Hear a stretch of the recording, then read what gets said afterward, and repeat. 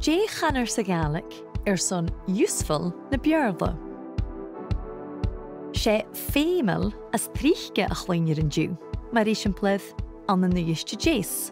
Bain na bhúla, éadiscai, mula, sunil an scianach, agus an rársa. Feumail.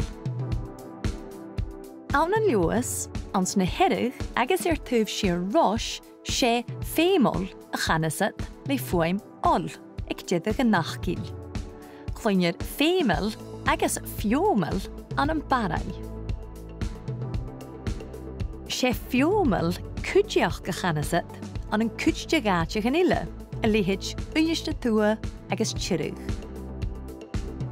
Agus chanilann sin ach bhlasad den bhearst de Dualchainntean a dheoir sa Gaelic.